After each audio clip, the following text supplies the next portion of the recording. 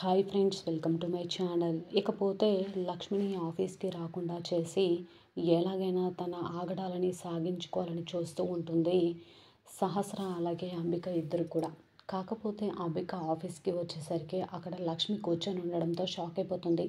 అదేంటి సహస్ర నిన్ను ఆఫీస్కి వద్దని చెప్పినా కూడా మళ్ళీ ఎందుకు ఆఫీస్కి వచ్చావు అని అంటూ ఉంటే, సహస్రమ్మ నాకు ఈ జాబ్ ఏమీ ఇవ్వలేదు, ఆవిడ వద్దనగానే ఇంట్లో కూర్చోవడానికి నాకు జాబ్ ఇచ్చింది విహారి గారు అని అంటూ ఉంటే, ఆ తెలివి ప్రదర్శించకు అని చెప్పి ఈ విధంగా అంటూ ఉంటుంది అంబిక.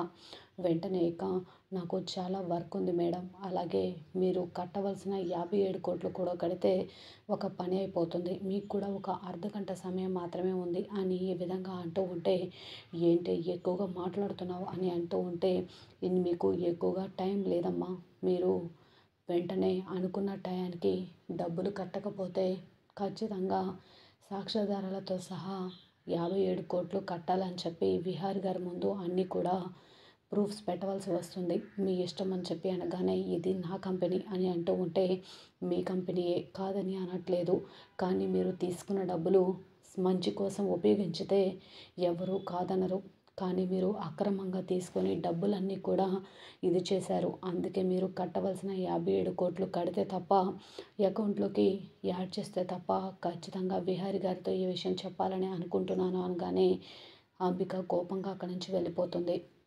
మరి నిజంగా లక్ష్మి ఇక అన్న మాట ప్రకారం అంబిక 57 కోట్లని అకౌంట్లోకి జమ చేస్తుందా, లేదా విహారికి నిజం చెప్పబోతుందా, అంబిక కుట్రలని బయటపడబోతున్నాయా, మరి నిజంగా ఏం జరుగుతుంది తెలుసుకోవాలి అంటే పూర్తి వీడియోలోకి అయితే వెళ్ళిపోదాం.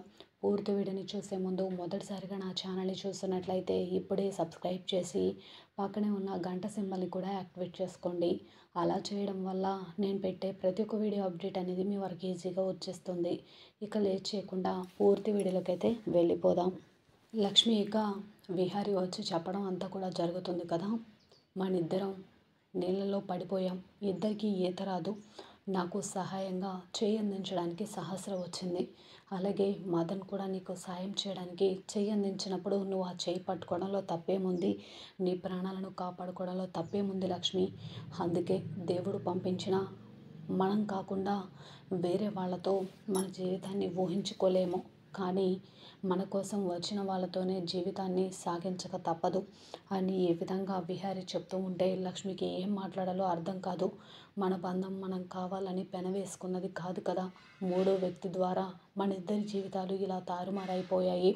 మీ నాన్నగారికి కూడా నిన్ను అమెరికా సంబంధం చేయాలని, నువ్వు అమెరికాలో ఉండాలని కోరుకున్నారు కాబట్టి, మదన్ కూడా అమెరికానే కాబట్టి, ఇక నువ్వు మదన్ని పెళ్లి చేసుకొని అమెరికాలో ఉంటే మీ నాన్నగారి కోరికను కూడా తీర్చిన దానివి అవుతావు అని చెప్పి ఈ విధంగా అంటూ ఉంటాడు విహారి.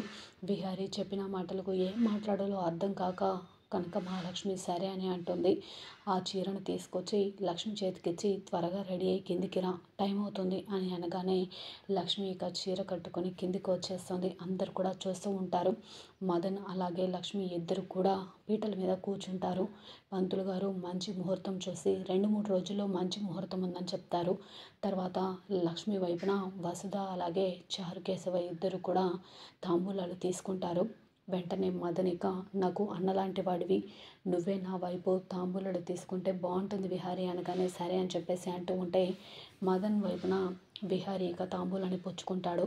తర్వాత పెళ్ళికి ముహూర్తం పెట్టిన తర్వాత సహస్ర చాలా సంతోషపడుతూ, మమ్మీ ఈరోజు నేను చాలా సంతోషంగా రిలాక్స్డ్గా ఉన్నాను అని అంటూ ఉంటే, నాకు కూడా అలానే ఉంది, శనిగ్రహం చుట్టూ ఉపగ్రహంలా మీ అత్తయ్య యమున చుట్టూ ఆ లక్ష్మి ఎప్పుడు కూడా తిరుగుతూనే ఉంటుంది, దానిని వదిలించుకునే టైం దగ్గర పడింది అని అంటూ ఉంటే, అవును మమ్మీ, అది ఆ మదన్ని పెళ్లి చేసుకొని ఎంత త్వరగా అమెరికాకు వెళ్ళిపోతే ఆ తర్వాత నేను బావని పెళ్లి చేసుకొని సంతోషంగా ఉండొచ్చు అని అంటూ ఉంటే, అవునమ్మా నేను కూడా అదే అనుకుంటున్నాను అని చెప్పి ఈ విధంగా పద్మాక్షి కూడా అంటూ ఉంటుంది.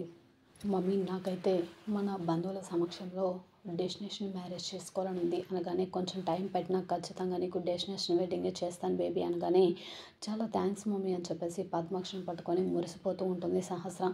ఇకపోతే విహారీ ఫోన్లో సత్యతో మాట్లాడుతూ ఉంటాడు. లక్ష్మికి పెళ్ళికి ఒప్పుకుందని, మదన్ తనకి సరైన జోడీ అని చెప్తూ ఉంటే, ఇప్పటికైనా కనకాన్ని పెళ్ళికి ఒప్పించి మంచి పని చేసావు విహారీ, ఇక నువ్వు సంతోషంగా ఉండొచ్చు సహస్రని పెళ్లి చేసుకొని అనగానే, అవును ఇప్పటి వరకు లక్ష్మికి మంచి సంబంధం దొరుకుతుందా లేదని ఎంతో బాధపడ్డాను, కానీ మదన్ కంటే సరైన జోడీ లక్ష్మికి ఎక్కడా లేరని అర్థమైంది. చిన్నప్పటి నుంచి మదన్ని చూస్తున్నాను కదా, వాడు చాలా మంచివాడు అని చెప్పి సత్యతో అంటూ ఉంటే, అవునరా అని అంటూ ఉంటాడు సత్య. సరే సత్య, నేను తర్వాత మాట్లాడతాను అని చెప్పేసి అంటూ ఉంటాడు. ఇకపోతే అప్పుడే ఇక అంబిక వచ్చి విహారీ సంతోషంగా ఉండడం చూసి, ఏంటి విహారీ ఈరోజు చాలా సంతోషంగా ఉన్నావు అనగానే, అది అత్తయ్య అని అంటూ ఉంటే, నువ్వు ఎందుకంత సంతోషంగా ఉన్నావో నాకు తెలుసు, ఎందుకంటే లక్ష్మికి మదన్కి పెళ్ళి కుదిర్చావు కదా, ఎవరు లేని లక్ష్మికి మదన్ లాంటి మంచి సంబంధాన్ని తీసుకొచ్చావు, పెళ్లి చేసుకొని తనని అమెరికాకు తీసుకువెళ్తాడు కదా అని అంటూ ఉంటే, అవునత్తయ్య చాలా సంతోషంగా ఉంది అని ఈ విధంగా అంటూ ఉంటే, అయితే లక్ష్మి ఇక ఆఫీస్కి రావాల్సిన అవసరం లేదా విహారీ అనగానే, అవునత్తయ్య సహస్ర చెప్పింది లక్ష్మి ఆఫీస్కి రాదని అనగానే, సరే విహారీ నువ్వు కూడా ఆఫీస్కి కదా, నేను కూడా వస్తాను పదా అని చెప్పేసి ఇద్దరు కూడా ఆఫీస్కి వస్తారు. ఇకపోతే చిన్న కేశవ అప్పుడే ఇక ఆదికేశవ అప్పుడే ఇక ఫోన్ చేస్తాడు విహారికి. విహారీ ఇక ఫోన్ లిఫ్ట్ చేస్తాడు.